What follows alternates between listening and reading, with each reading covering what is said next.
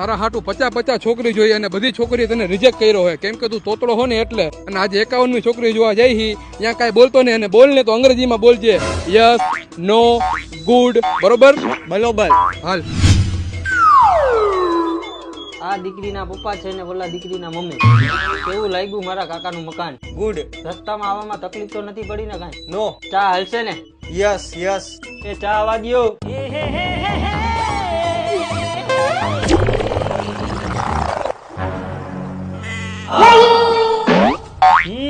શું ચા વધારે જોઈએ?